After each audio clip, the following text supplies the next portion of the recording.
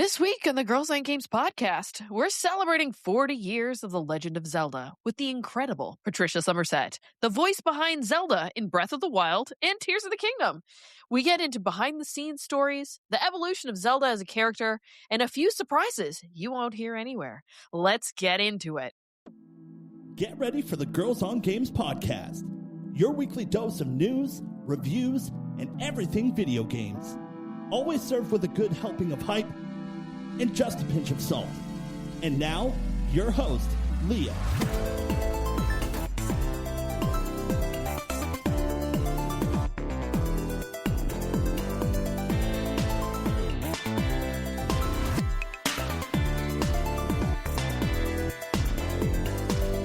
Hello and welcome to another Girls on Games podcast. My name is Leah. I'm the host of the show. This is episode number 533. And joining me around this digital table includes Catherine. Hi, Kat.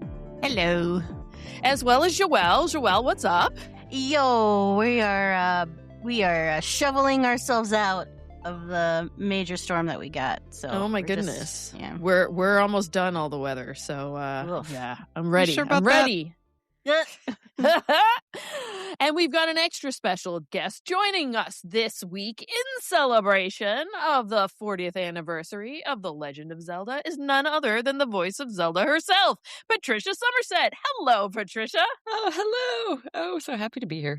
Oh, so excited to have you. It's been a little while. Mm-hmm. Yeah, last time we chatted, I think it was episode 400. Oh, my God. You guys We're have been busy. 533 now. Wow. Just keep going. But Yeah. we got to run into each other at Fan Expo there not too long ago, and it was really nice. That was so nice. It's amazing to see you face to face. It's lovely virtual, but it's always like a special treat when it's in real life too. Yeah, love it. It's so nice to see you.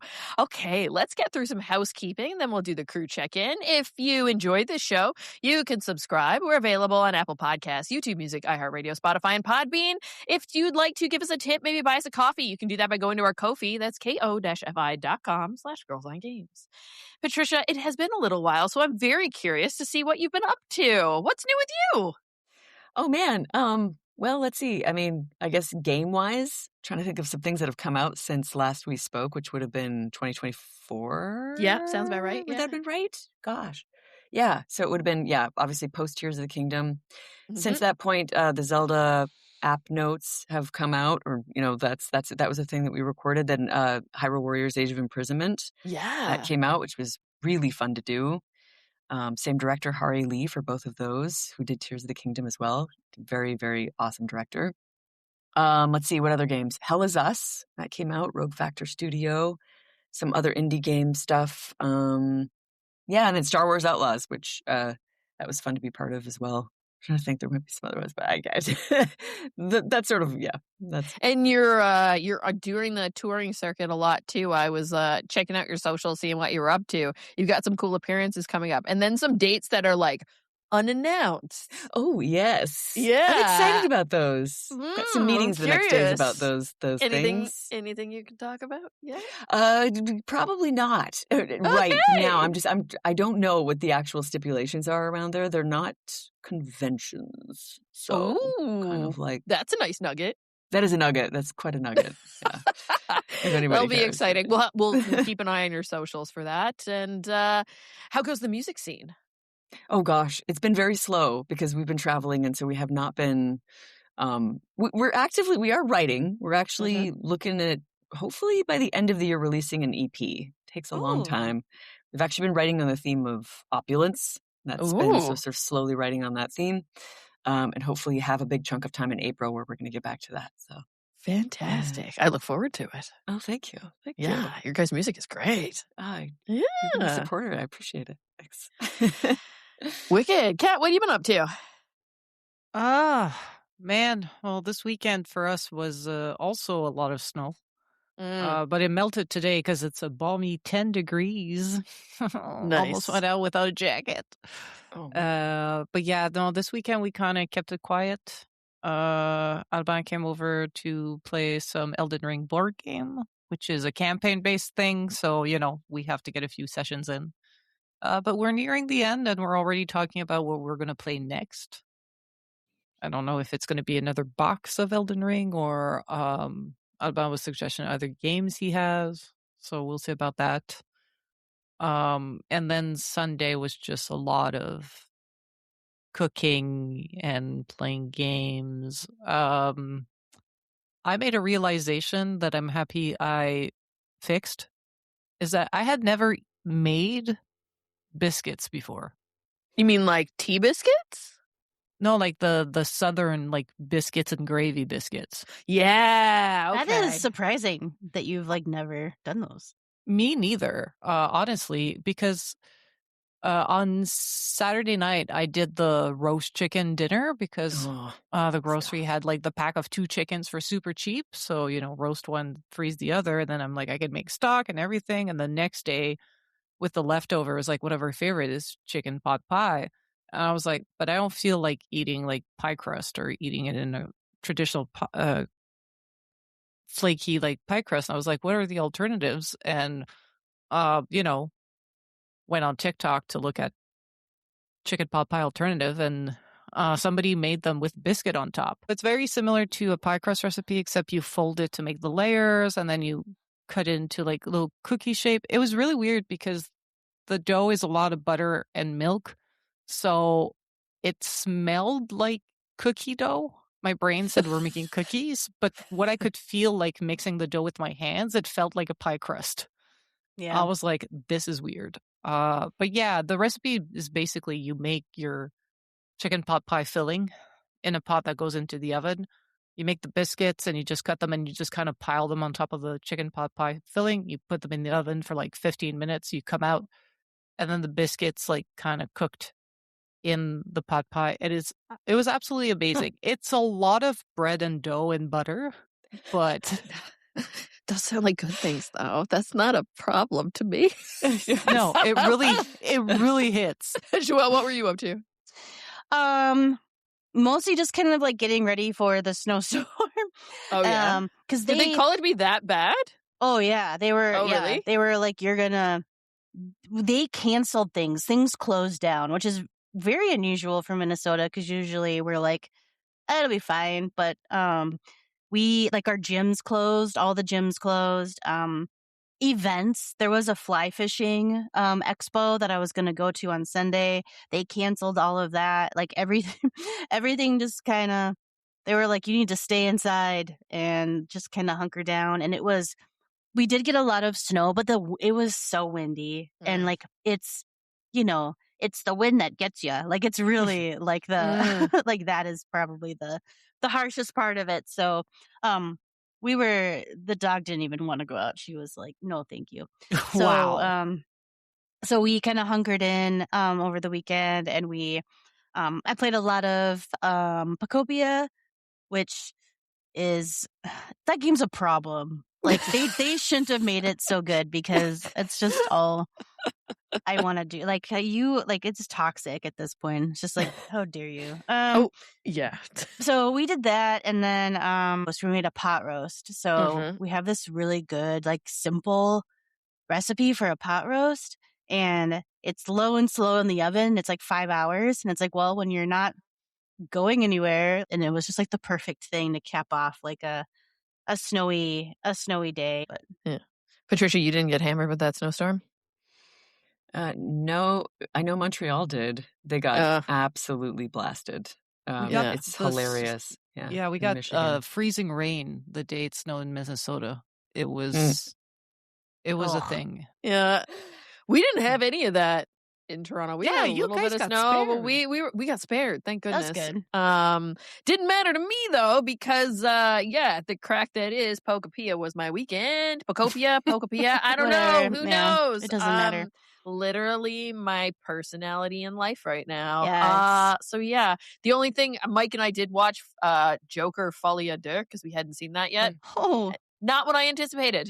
Yeah, let's just say that. I didn't know it was a musical. Okay, I was like, did you know that? And they started singing. I was like, here we are. I didn't anticipate this. Yep. Yeah. Yep. Yeah. I kind of wish it was better. It's too bad. Too bad. But one of the dudes from Heated Rivalry is in it. So that's fun. That's the only reason to watch it. I think Connor's story is there for like a hot second. Yeah, there we wonderful, go. Yeah. wonderful. He blessed us. He blesses us with his presence. Yeah, we didn't know what he was going to be once when he was doing that movie, and now he's the heartthrob. Him and Hudson. Patricia, have you been roped up in the heated rivalry fandom at all? No. Oh, come on. No. Join us. I We got watched cookies. a single episode. It's a really good show. It's a very good show. Yeah. People are obsessed with it. It must be good. It must be incredible. Yeah. Like the storytelling must just be Yeah. awesome. Did you have you watched any of Letterkenny or Shoresy? I've watched Letterkenny. Yeah. Yeah, same kind of vibe, but interesting. like Yeah, not interesting. like Yeah. comedy, more on the drama. But it's Jacob Tierney who directed it, who directs that too, right? So Yeah. Very cool. Okay. It's a good show. It's a good like bingeable too. Like I think I did it all like in an afternoon. Yeah, it's 6 episodes. It's not It's too 6 long. episodes of like It's max 6 an episodes. hour or so. Yeah. Okay. Yeah, Yeah. so it's a good like plane ride or like something. Well, maybe not because maybe you don't want to watch it in public. Yeah. That might be an inside show. Yeah, but, not like, watching it on the airplane thing. No, Oh, that's not at the funny. gym. I almost watched it at the gym, and I was like, I can't watch this at the gym. At the same time, it's a great way to make friends. Either people will be like, "Oh," or they'll be like, "Yo, I want to talk about this with you." I guess. I hope they know what the context is and make Yeah. friends. All right, let's get through some Fantasy Critic real quick. Podcast League, no change. Yeah, none of us had any games that released, nor did we do any bids or drops, so everything's exactly as it was last week. In the Community League, though, a little bit more action. Seven Deadly Sins Origin released. Unfortunately, it needs an Open Critic link, so Fred, you're just going to have to wait until that one pops up there. Monster Hunter Stories 3, Twisted Reflection. Joelle, you picked up 16 points where it had a critic of 86. Fatal Frame 2 Crimson Butterfly Remake. That was on Ross's list. Critic of 75, points of 5. And Ghosts of Yotei Legends needs more reviews. So, Margot, you're going to have to wait too until it gets more in there.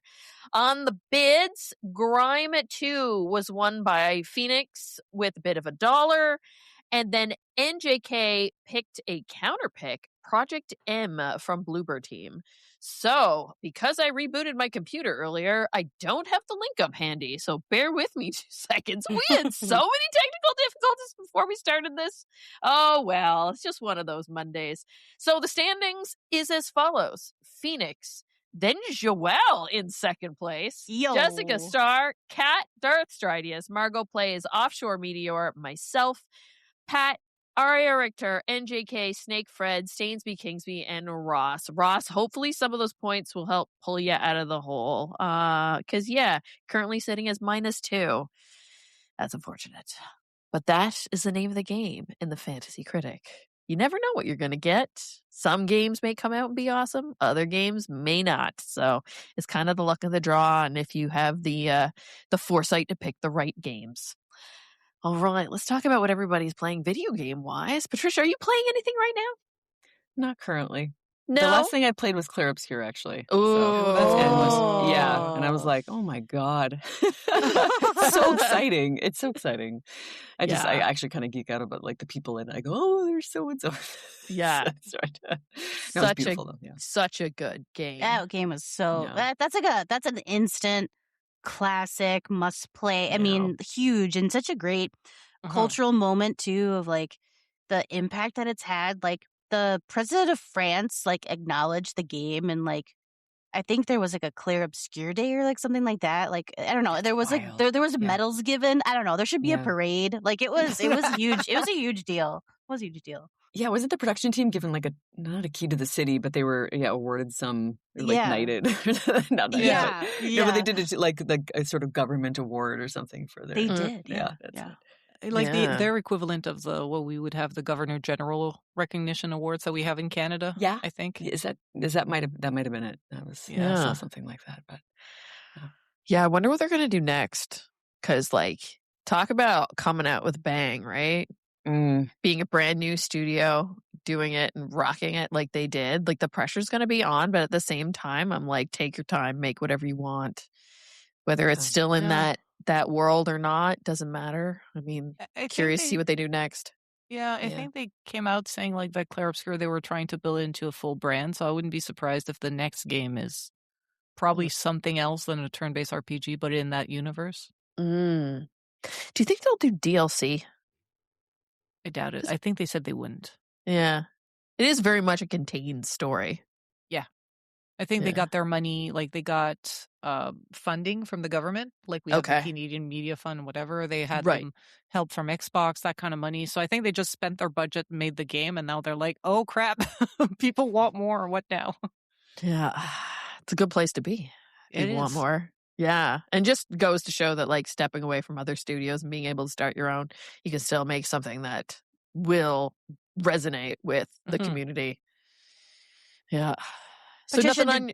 Oh, go ahead. Oh, sorry. I was going to ask, like, do you know, like, if you remember? Do you remember if you picked the good ending or like the bad? You know, there was like. Oh, I didn't beat the game. I was just playing the game. Oh, you didn't beat the game. Oh, well, I'm really glad I didn't say anything more. No. So, I would highly recommend you try to finish it because like the ending is a doozy. It is a doozy. Yeah. It's worth it. Yeah. I was kind of really skeptical of my entire playthrough, and I'm like, are they gonna like, where's this going? Are they gonna land this plane? I was like, what is happening? And then the last bit, I was like crying, and I was like, oh my gosh, this is the best thing. So well, you'll have to tell us what you did next time. You'll have to fit. That's I'm giving myself through like June to finish that. Actually, it's funny because it takes me that long to play a game and sit down and do that. Yeah. My media consumption. It's funny when video games can evoke tears too. Like I can only say a handful of times of like games that have actually like brought me to tears. Yeah. Like which ones? Like which? Valiant Hearts. Okay. The Great War. That one. The beginning of Ori, the Will and the Wisp. God damn. That was so sad. That was like a Bambi moment. I was going to say. Yeah. Up. The beginning of Up. Yeah. Oh. But that's kind of hard to come by in video games to get like emotionally attached like that. Because usually it's all just like hunky dory, you know, for the fun of it. But have those emotional attachments and cry over something. You can like to do that in a game. It's pretty impressive. Yeah. Kat, what are you playing? I booted Spider-Man Miles Morales. Yay! It's a wintry New York. I like that. Coming out of wintry Montreal. But also, I made the realization, my spouse and I, we started watching The Sopranos 2 weeks ago, maybe? Like, we're on the first season. So now it's like, it's very New York in my house. Sorry, I can't do the accent for shit. You're all over the state. You got like biscuits and New York. Like, what's going on, Kat? You're catching me at a very American time in my life, apparently. Must apologize on all Americans. I was going to say, take the good stuff and run. That's that's wise. No, trust me. She's still French Canadian, bud.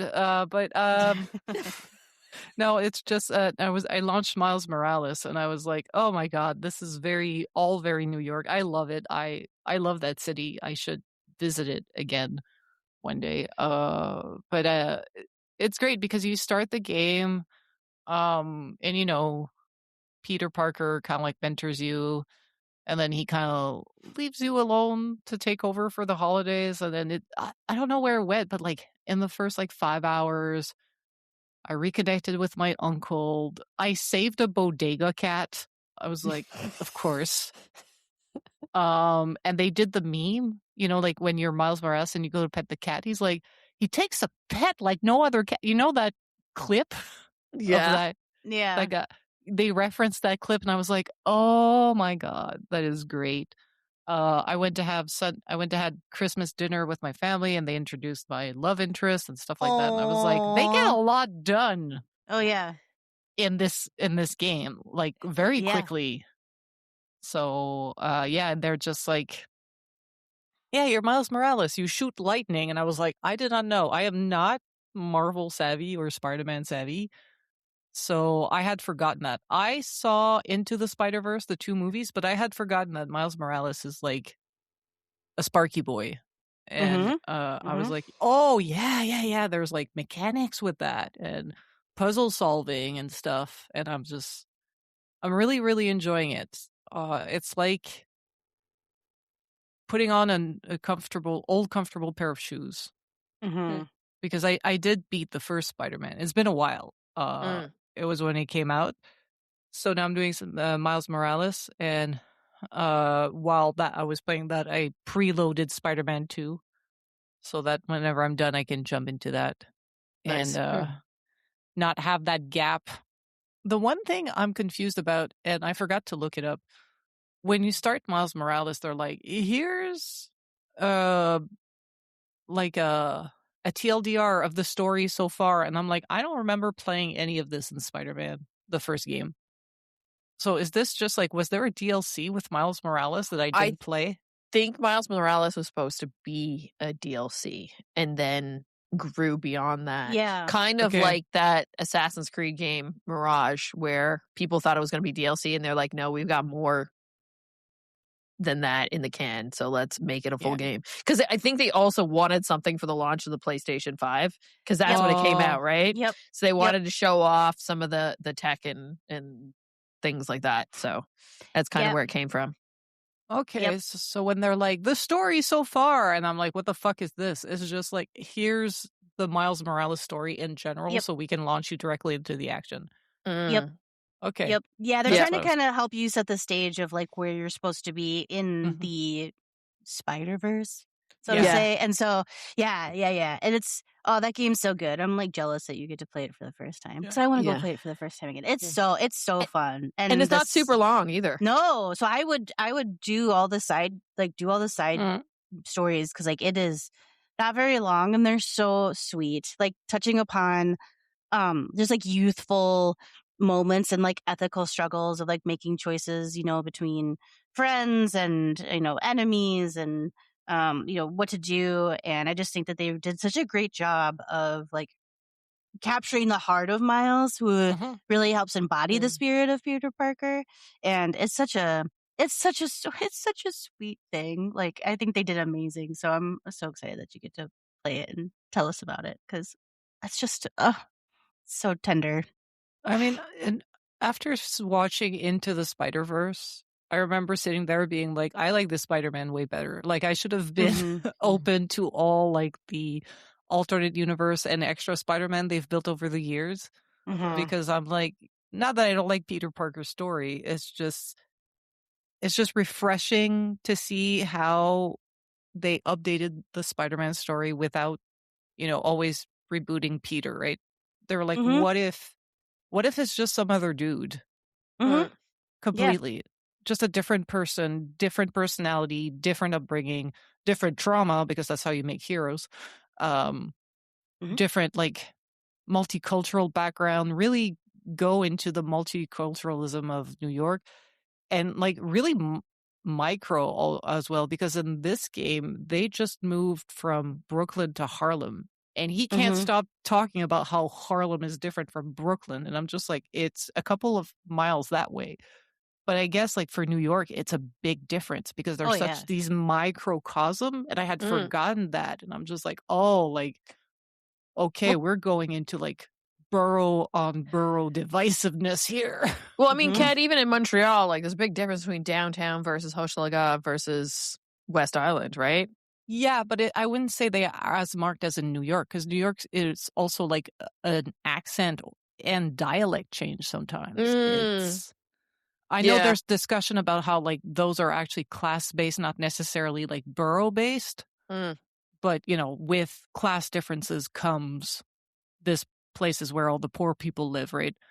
So I think like in New York, it's there's almost like a different philosophy. I think but it's also like people are way packed on that island more than in Montreal. Montreal is like a few million people. New York is, tens of millions, if not hundreds. So I think like that difference is almost like, I see that in my daily life, but New York is like that, but times 100. But also it's a fictionalized, romanticized version of New York. I get that. True. Very true. Yeah. Joelle, how goes your Pokemon collecting. Patricia, if you didn't know, Joelle has never played a Pokemon game before, and she decided that Pokepia was going to be her first one. Okay. Yeah, so for her, this is her first foray. I'm a grizzled vet in the Pokemon world, but yeah, playing since it came out. But yeah, Joelle, how's it going? I need this game to back off. Like, it is invasive, and it doesn't let me finish a thought. It just runs me over with tasks and cuteness and things to do. And like, there was literally, I think, in my play when I was playing, where I went in with like a list. I'm like, okay, I just need to do 4 things. I need to do these 4 things because this is the progression I want to make in this time. I did none of those things in my like 5 hours, and I somehow ended up with like 18 other things that I had to do because the like, look over there, what is that? I need to go here. Oh, let me just check this out first. Like, is too much. Like, it I there was a point where I was like honestly upset at how good it was, because I'm like, you need to let me finish this one thing first, because like I just could not I could not finish a task. I'm in the sequence where like I'm in a section where there's they're teaching you a new mechanic about food, and I just got like, but there was this whole other mountain world to explore. Yep. And I'm like, how dare you give me this whole thing like to go look at? And I couldn't believe how big it was. Like, it is huge. And I just like don't know. I was like, why game? And I don't know. So like, it's just, it is so fun. And there's just so many things that I want to do. And like, I love it. But I also think like, this is like, I will be playing this until I die. Like, I don't, like, it's just, it's so big. And I'm like, there's so many things. And I just can't see myself not ever playing this game. Oh, it's almost like trapped me. Yeah. I mean, I get now, that. I am now trapped in a Pokeball. I'm trapped in the Pokeball of Pokepia. That's what I'm doing. I've joined the dark side. I am time traveling because I have no patience.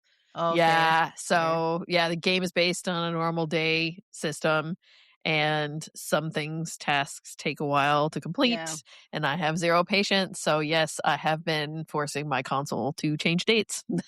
And you know what? I'm cool with that. Yeah. I lived through a lot of Animal Crossing playing it the traditional way. And then when I time traveled, because I was so nervous about it, I felt like it was cheating. Like I was doing something, but people do it all the time. And I'm just like, okay, I'm going to do it. And then as soon as I started, I was like, why did I ever wait? My progression has like gone up so much faster. But it just depends on how you want to play, right? So yeah, I'm working my way through. I have the first area maxed out for your kind of like the happiness of the Pokemons that live in that area. And I'm working my way through the other ones because the progression also blocks things that you can buy, and I want to start building, but there's certain furniture items and stuff I can't, and blocks I can't make yet because it's kind of behind that progression wall. So just going to power through and find all the Pokemon, give them ridiculous homes to live in until I can make them really, really nice curated houses to live in that are aesthetically pleasing and yeah, looking really cute. I want to like redo all the spots that have been like ripped apart, like the beach and stuff, and actually like build it up to make it look like a beach town again. I think that'll be fun. Yeah. Have you started to go down the rabbit hole of like social media where they're like, I built this seaside town? Yep. And like, it is, I can barely contain myself. I'm just like, I am a newly minted 39-year-old woman who cannot not intake Pokopia content. And I'm like, and I feel good because when I watch other people, they're like, this is a problem because this is my whole personality. And I'm like, I feel seen. Yep. Thank you. And the problem is it keeps you in the rabbit hole too, because like you're playing it, and then your TikTok algorithm shows it to you, and then your YouTube algorithm shows it to you, and you can't turn it off, and you're just stuck in it, and then all you're doing is like, I'm doing my real job, but man, my Pokemon want me. They want me to make their habitats. I know. I'm like, It's our creators bad. who? Like, our creators who? I don't want to go topside. I want to go to Pokopia, and I want to rescue all the Pokemon. Like, I don't care anymore about looting. I don't looting care. and shooting? No. I don't care. No, I don't want no PvP. Like, you can no battling. No battling. No one kills me at the last second and takes all my stuff. Like, I fall into lava and I just poop right back up and I lose nothing. And I'm like, there's no loss, only there's no gain. loss. There's no loss. Yeah, no mistakes. Love it. No, it's wonderful. If real life could only be that way. All right, folks, this is a video game podcast, so let's play a podcast game about video games. For Game On today, I have, in honor of the 40th anniversary of The Legend of Zelda, Zelda item real or fake. So we've got 5 multiple choice questions. I'm going to read them out to you, and then you get to tell me which one is fake. Okay, so in our first round, we have Deku Stick, Iron Boots, Golden Gauntlets, and Royal Compass. Out of the 4 of those items, which one is fake? I'll say them again. A Deku Stick, Iron Boots, Golden Gauntlets, and the Royal Compass. Please feel free to talk it out. And like this is across the whole catalog. Oh man, that's hard. Okay. I don't remember any golden or the Royal Compass. When was there's compasses? Yeah. But is there a royal? Yeah. No. Deku sticks are real. Like that's and the real. Iron Boots is how you do the water. Goddamn water temple. Yeah, the water temple. It's all right, yeah. We got too much trauma to forget the Iron Boots. I know, yeah. Yeah.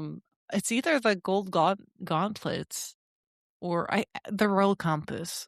Because I think the gold, because you get silver ones in Link to the Past, but I thought they turned gold. But yeah, I'm a little overthinking between the two. So I think I'm gonna say Royal. I'm gonna say Royal Compass. Okay, Kat. I concur. Okay, Patricia. I actually was gonna concur as well. Okay, well, you ladies are correct. Congratulations. Yay! Oh, okay. So much pressure. Okay. All right, the next one: bomb bag, giant's mask, spirit lantern, or fire rod. There's definitely a fire rod. Bomb bag, giant's mask, spirit lantern, fire rod. I forget which one, but you need a bomb bag to unlock bombs in one of the Zelda games. Yeah, I agree. I do think you have a bomb bag. A spirit lantern or a fire rod? The spirit lantern, did you need that for the graveyard guy? Did you ever get that from him? Dampe? Oh, yeah. I feel like, you need that to collect Poes, or are we misremembering? I don't. Giant's mask? What? Oh, yeah, there's a giant's mask. Okay. In Ocarina of Time, do you get a mask? You get the bunny ears. I feel like the giant's mask might be the Majora's Mask thing. Yeah, the Majora's Mask. I didn't play that one. That was like the one I haven't played. That one stressed me out, so I never played it. I was afraid to play that one. Yeah, it was the time mechanic. The time limit, like the fact that you'd have to start. I'm like, no, life is stressful. Why? Yeah, why? Why stress? No. So then Giant's Mask seems so real. So I guess I'm gonna say this. Oh, so does this? I'm gonna say this lantern. Cat. I think it might be the fire stick. You definitely have a fire rod. Yeah? Oh, yeah. I'm going to say the giant's mask. Okay. Cat? Yeah, I'm going to stick with the fire rod. Let me be wrong. Joelle's right. It's a spirit lantern. Bomb bag. Yeah, so the giant's mask is definitely Majora's Mask. And then the fire rod, I remember that from Seasons. Yes. Right. Yes. Seasons. Holy shit. Wow, okay. All right. Round 3. Uh-huh. Fairy Ocarina, Moon Ocarina, Ocarina of Time, and Deku Pipes. Going with the musical instruments here. Whoa. Now. Which one's fake? Fairy Ocarina, I'm gonna guess Moon Ocarina Ocarina, of Time. Ocarina of Time, Definitely Deku that one. Pipes.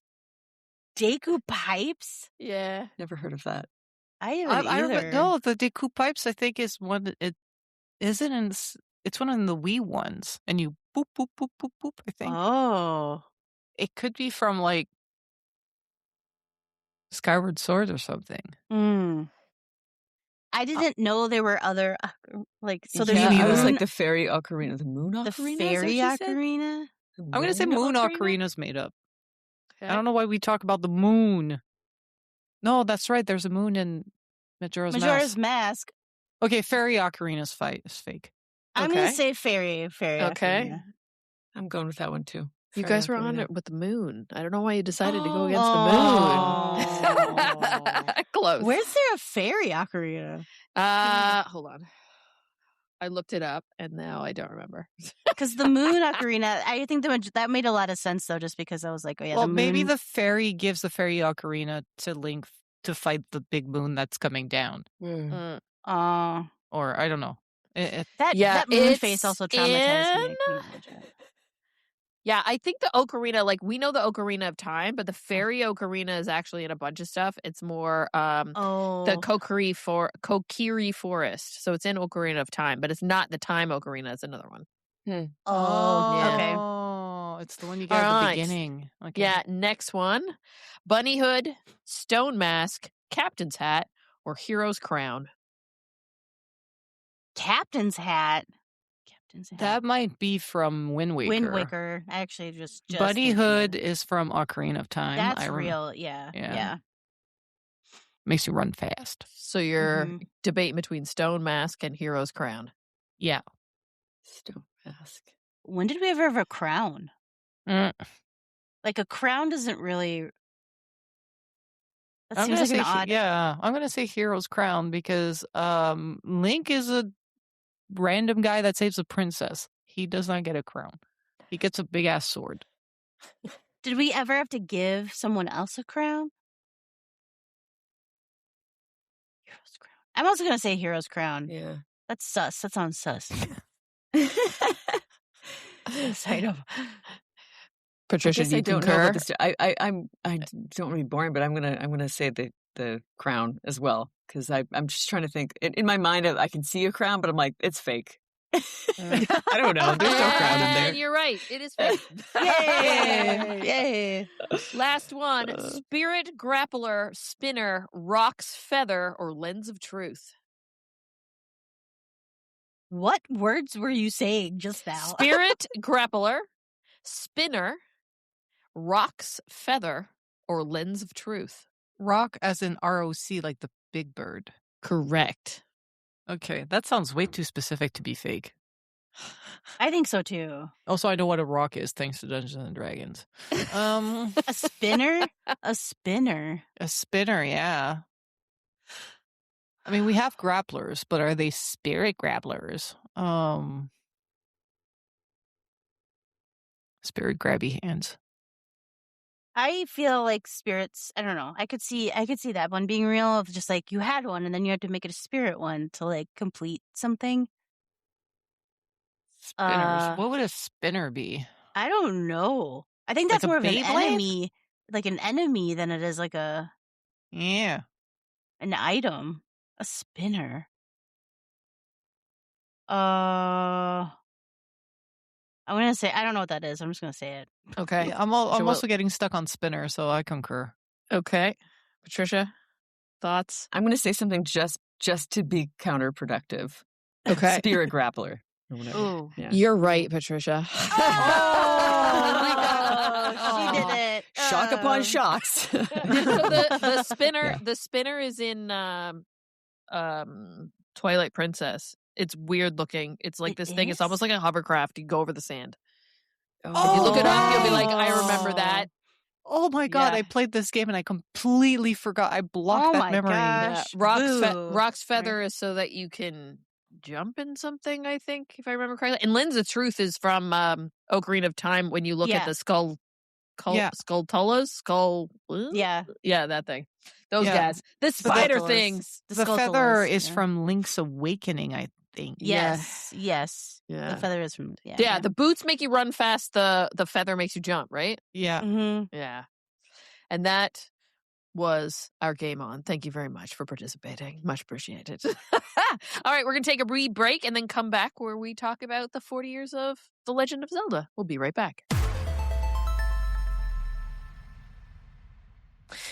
All right, we're back. We're in a year of anniversaries this year. You know, there's lots of games that are hitting those big 0 numbers, rolling over decades, rolling over half years and stuff. It's kind of crazy. We had that as a game on segment a few weeks back. And Zelda is part of that collective right now, celebrating 40 years. It's wicked.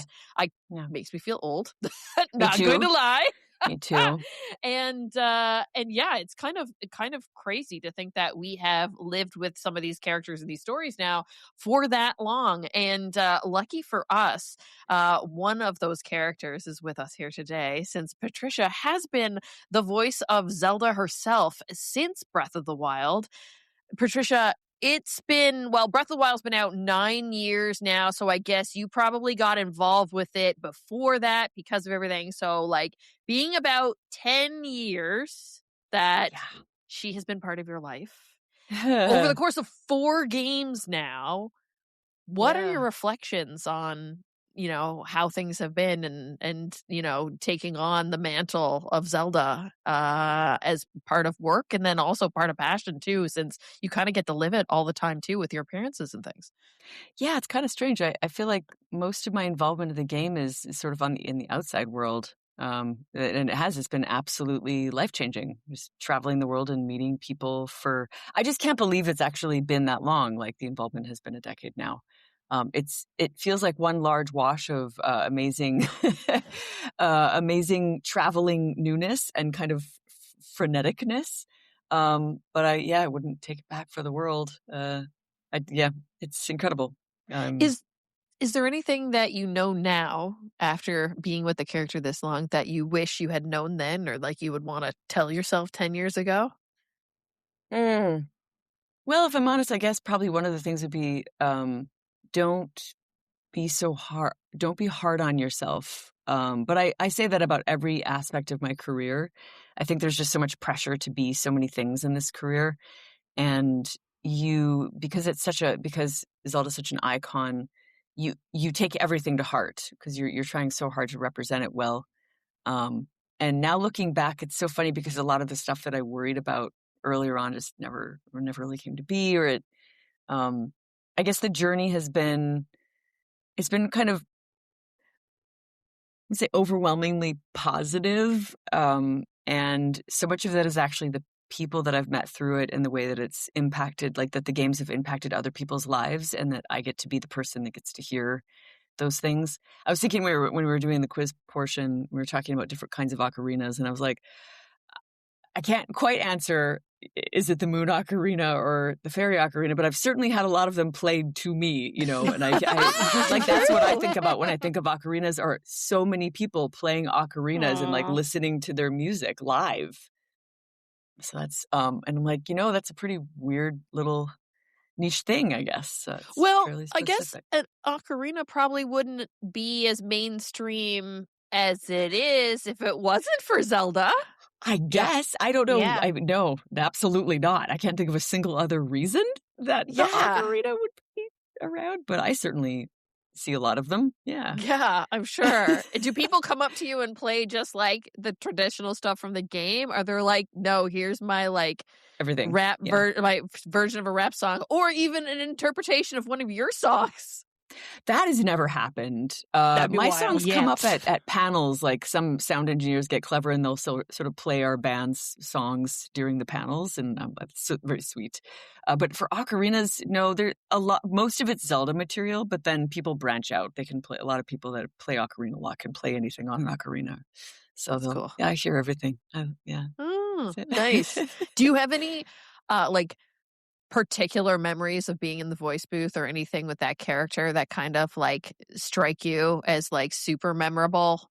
Totally. Yeah. I've got sort of a few highlights, like highlights from each game that feel like they sort of define the recording of that game.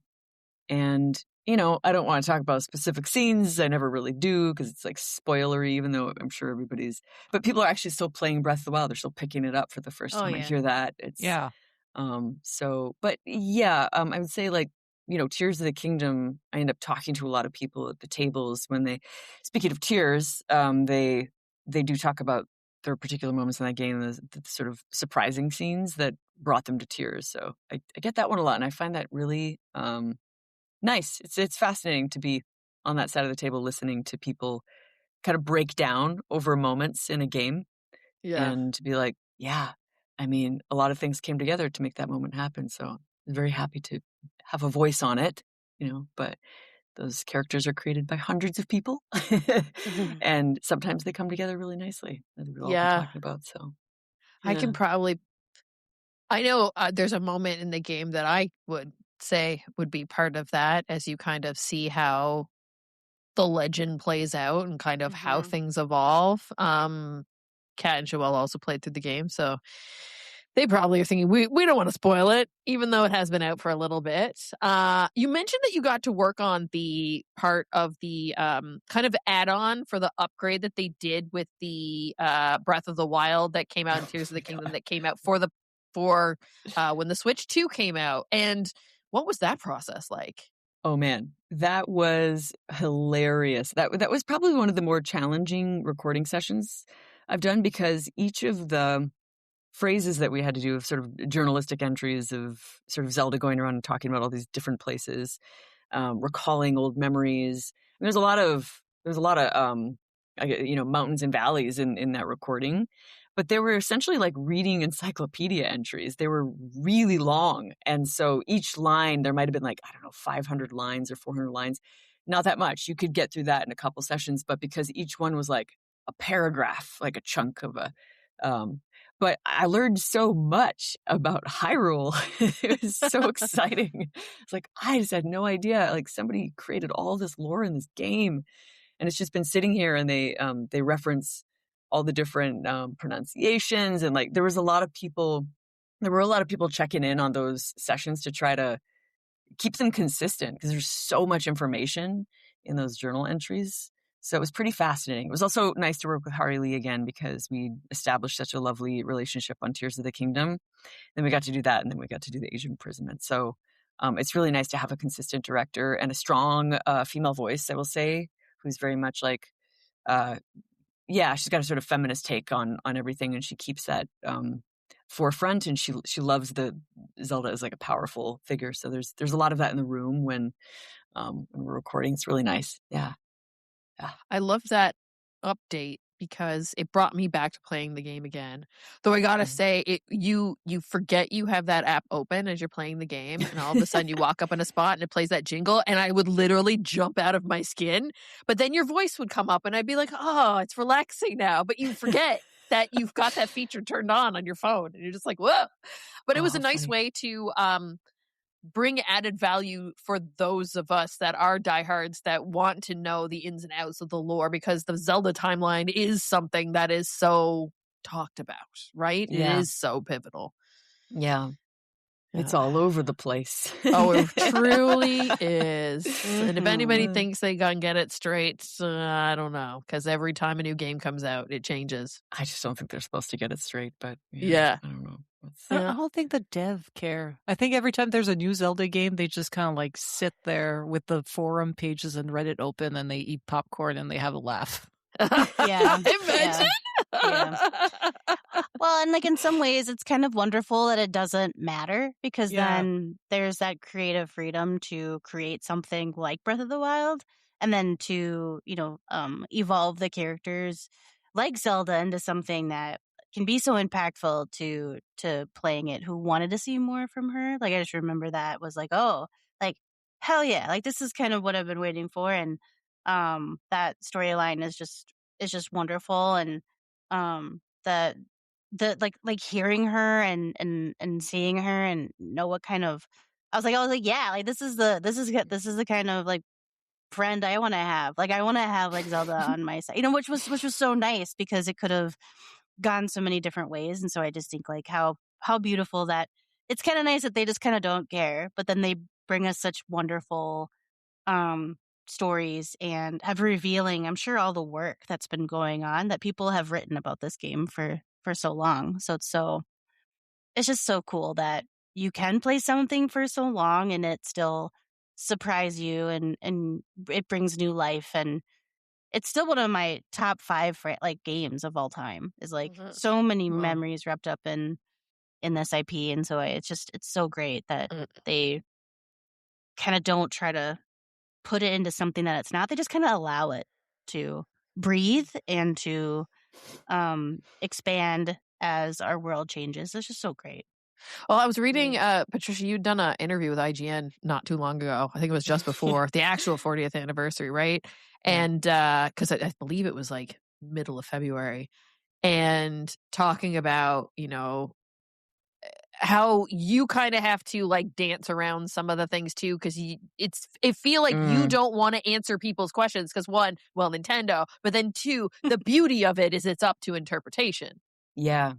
I mean, you're talking about the sort of the kerfuffles around Zelda and Link's relationship that people just love. They love to like isolate clips, meme them out, and kind of just but I'm like, don't do that to me. I actually can't. That's not. But even not that, it's just like you don't want to speak to some of the moments in the game because you don't want to spoil it, and like certain things. So like it's important too that it feels like you want it to live, like the art is in the eye of the beholder too, not just yours, right? Totally. I mean, I think that's how Nintendo intended it to be taken in. I mean, and I believe I said in the interview, and I'll say it again, one of the benefits of being able to sort of meet all the fans is that everybody comes up to me with different interpretations of those relationships. And so I can listen to them be excited about something and in a way sort of like validate or just at least cheer along with whatever they've gotten from that. Every kind of cosplay, every kind of iteration of any sort of relationship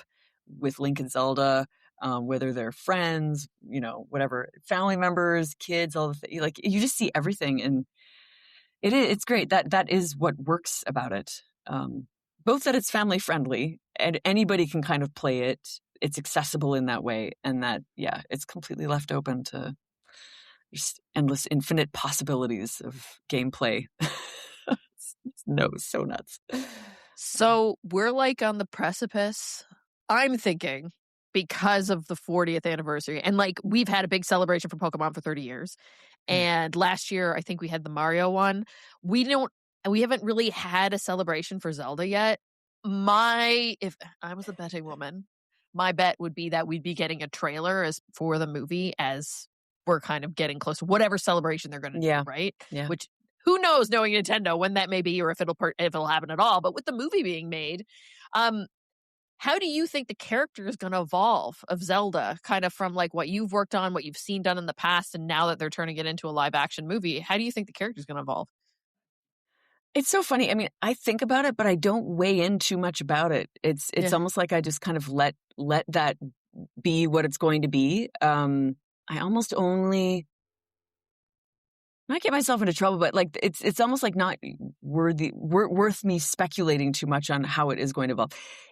It's going to evolve immensely because she's going to be live action. She's going to be in the flesh. That's profoundly new, and you can see that the actor Bo Bragason is, she's chosen very specifically for this role for like a long franchise possibility and immense talent and the right essence and all that stuff. So it's in a way I kind of like, she's going to be a strong character. That the movie's going to sort of hold all these different nods to probably all the games, I imagine, like they do with the other franchise games. Movies like Mario and things like Sonic, or like all these big video game movies that are coming out, and they're sort of loaded and jam packed with odes and nods. But I don't know. I think like she's gonna kill it, and the team that works with her is gonna make it. And so in that way, I have no idea. Like it's a completely different thing than what I'm doing on some level. Like a different universe, And that's kind of the thing with Zelda is they can do something different, and it'll feel samey, but not, because of the whole Totally. like, what universe are we in? What timeline are we in? Where are we? Is it young Link? Is it who knows, right? Like, that's the beauty of it. It can kind of go anywhere. Yeah.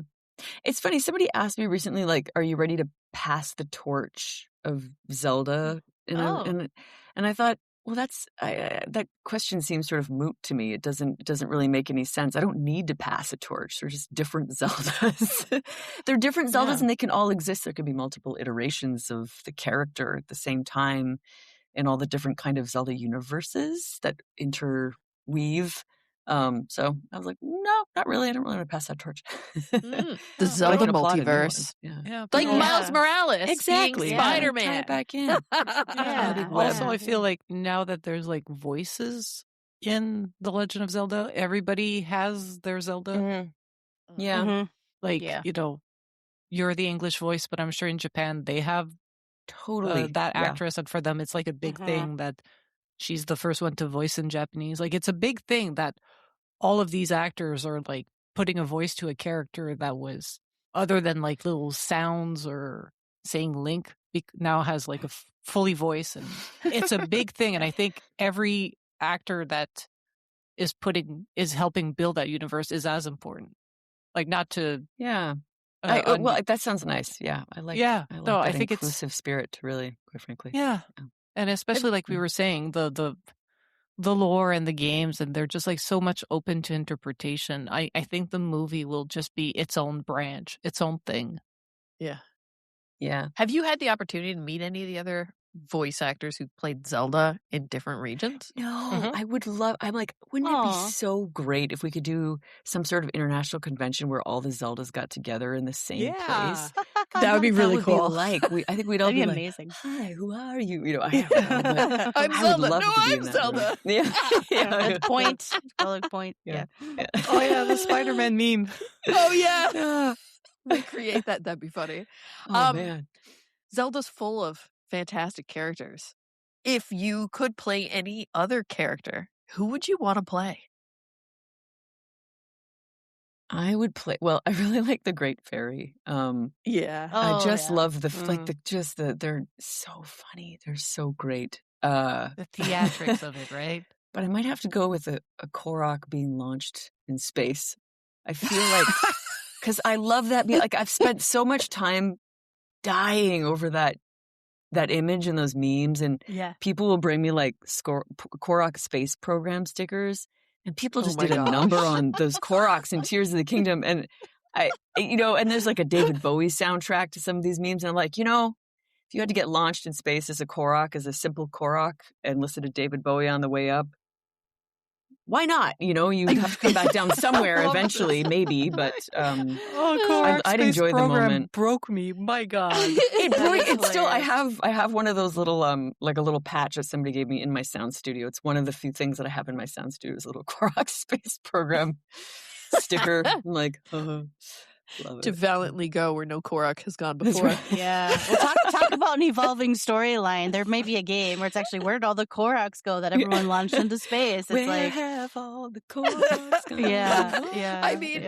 they brought Mario to space. Who's to say they can't bring Zelda to space at this point? It's bound to happen. I mean, they managed to make like laser eyeball spider monster stone things. They can send Zelda to space. They can do whatever they want. Yeah. Space is the thing now, right? Like, it's all the third act is space. Always. That's like it's always space. So like I just imagine it being like, ha ha. It's like there he goes. See you later. See you, bye. I mean, this is a game series that has essentially, it's lasted 4 decades. You don't get very many IPs that can stand the test of time like that. Why do you guys feel like Zelda has been able to do that, to stick around for 40 years? I have a thought, but she has to. What do you guys think? What's the, what's the Kat? I think it's because identified what is quintessential Legend of Zelda.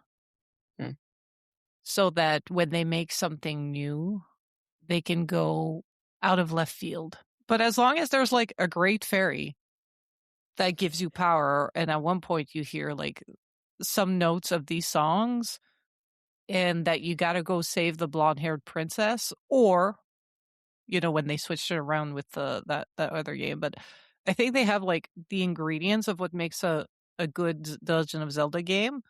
And, you know, maybe they have like 10 ingredients. And I guess they figured if we have at least 4 or 5 of these, we can make 4 or 5 things that are completely new and people will be on board with it. Because if you look at Breath of the Wild, they were like, what if? You know, Horizon Zero Dawn, but like fucking Hyrule. And we were like, absolutely. And we were on board because it still felt like Zelda, but it was new, but it was Zelda. It's just like they have that little secret sauce of just making sure that it's nostalgic enough, but that it's new and that it fits with the new consoles and the new hardware and the new generations. I don't know. I think that's what they have. Joelle?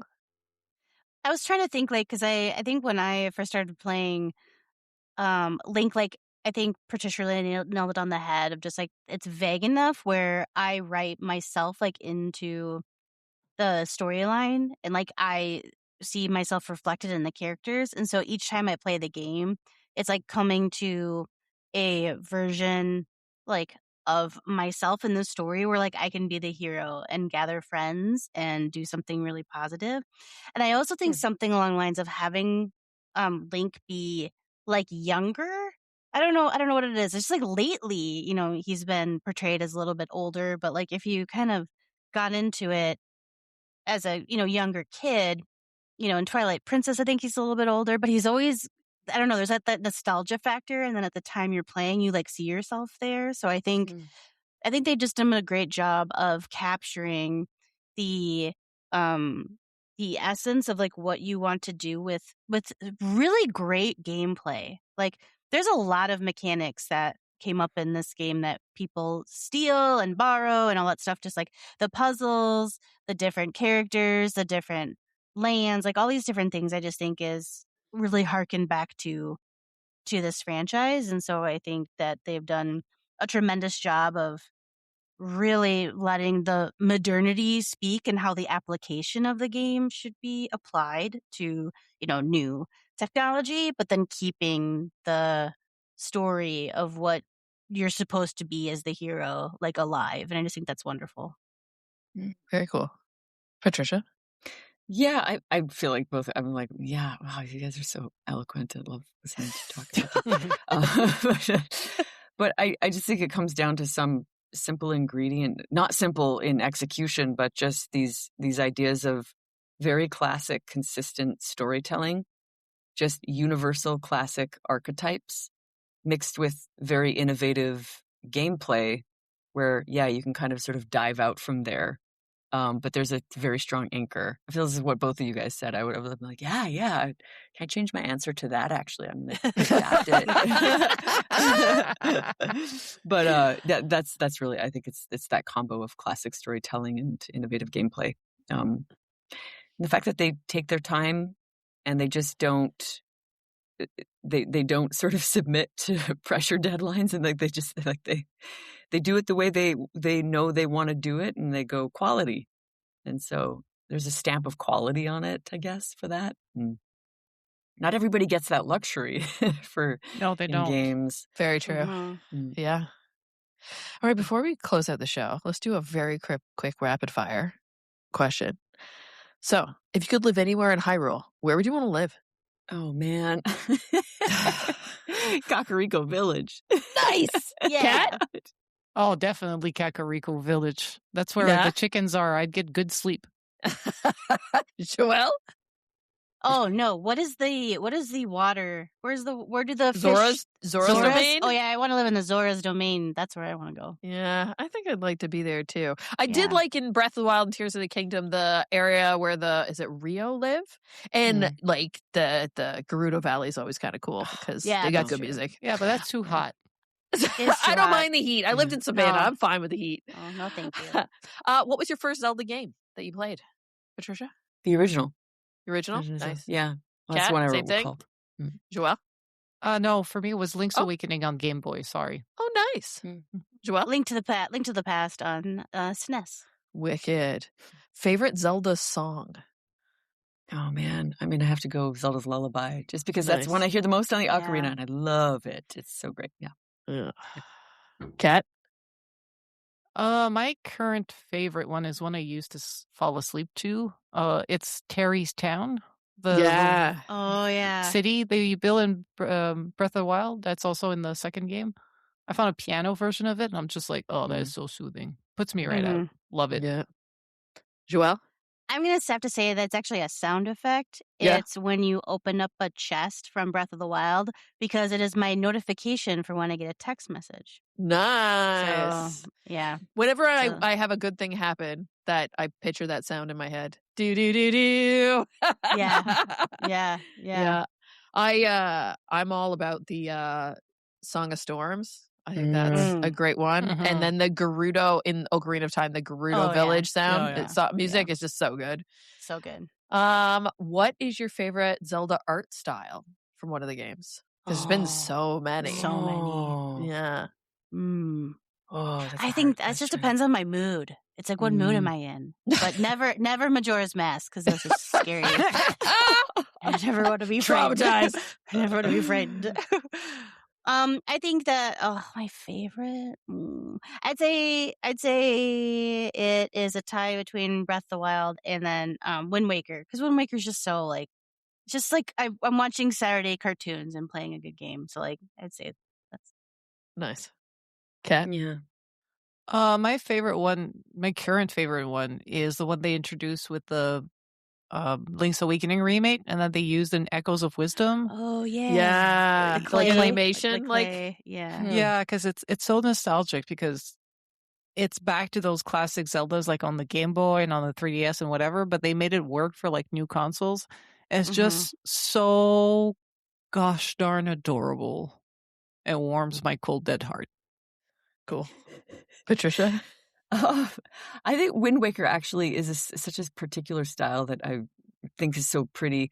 I was actually thinking elements of Twilight Princess, but not the whole of it necessarily, but like elements of Twilight Princess I quite like. Yeah, probably those two. And then I do like Breath of the Wild, honestly. Breath of the Wild. Yeah, I'm kind of in the Breath of the Wild team there too. All right. And last question. Best version of Link, because we've had so many different versions of him over the years. Many years. 40 years. Wow. That's a tough one. I have to go and Google like versions of Link. Yeah. Well, is there one Link in one game that really kind of drew you in? Yeah. Okay. I found a photo where it's all of them. Okay. It's all of Links. All the Links. Okay. All the Links. They even have Excuse Me Princess Link. Of course. Man. They drew. That's a meme that lived that way outstayed its welcome and its background and welcome again. That meme. Yes. Yeah. Yeah. Yeah. I get a lot of that. Like oh man, I just think like the I actually am really digging the one from Kat mentioned it, the from I can't think of Echoes of Wisdom? I used up all my words. But yeah, I think because he's like, I like his face is so full of determination, but he's like it's like black eyebrows, black eyes, and just like this mouth. And so I just think like how wonderful emotion that they've captured, like in, just like black features. It's because he reminds you of Ditto. Just say so. I still don't like Ditto. Oh my God, no. It's my child. I know. That's my answer. Kat? I think I like Twilight Princess the best. I think like in terms of the model, they got something nice going. I think like when it comes to the classic Zelda look with the green tunic and bonnet, I find like Twilight Princess is probably his final form. Cool. Patricia? Oh, it's hard for me not to go with Breath of the Wild link because I feel like I spent so much time sort of like peering into the psyche or like the attempt of an animated psyche in that. And so I'm just like, I think of all the cutscenes and I go, it's hard for me to compare anything to that really. But so I always, and it's just because of, I think a lot of the reason why Zelda also sits with us so long is because of the nostalgia of it all and just like bringing myself back to playing Ocarina of Time and like the good times that I had. So like that, the child Link and the hero of time, like those are always kind of ingrained in when I think of Link, that's what I see. All right, folks. Well, that was a lovely walk down memory card lane as well. Patricia, thank you so much for joining us for this show. I'm going to do a little bit of an outro and then give you a chance to shout out your social media and all of that. So as always, you can check out girlsongames.ca for stories that we mentioned in these episodes. Go back and listen to back episodes. Of course, Patricia's been on the show a few times now. First ever interview was with me in my house in Montreal. That's so crazy. Talking about memories. If anybody's listening to this podcast and want to hear more, please rate and review the podcast wherever you're consuming it. You can always subscribe as well, which would be much appreciated. But any comments that you leave help us build our show. This is also the moment where I ask the crew to shout out their social media handles so you can follow them anywhere and everywhere online. Patricia, where can people find you so they can keep up with your fantastic tour schedule and everything else that's going on in your life? Simply two places. So Instagram, which is at @Summersett_, and patriciasummersett.com. I've got the other things, but I'm sort of paring it down. Like those are my main update places, and that's kind of it right now. So. Fantastic. Kat, where can people find you? I am CSDSBINS on Instagram, Blue Sky. That's also where I'm currently active. But you can find photos of the biscuits I baked in the Girls on Games Discord. Important. Very important. Joelle? You can find me on Instagram at JoelleLauren87, on Blue Sky at JoelleLauren, but always hanging out in the Girls on Games Discord. Come and say hi. And I'm Leah Jew, on most social media platforms. But of course, you want to know everything there is to know about Girls on Games. You can track us down at The Girls on Games on X and Facebook. Just Girls on Games on Instagram, Threads, Blue Sky, and TikTok. Discord.me/Girls on Games to continue this conversation and more. But of course, if you ever need to know anything at all, you can track it down at our home base. That's our website, girlsongames.ca. Thank you, Kat. Thank you, Joelle. Thank you so much, Patricia, for coming to do this with us again. Pleasure. My absolute pleasure. Such a lovely time to get to speak with you. And until next week, everybody, we will see you soon. Bye. Bye. Bye.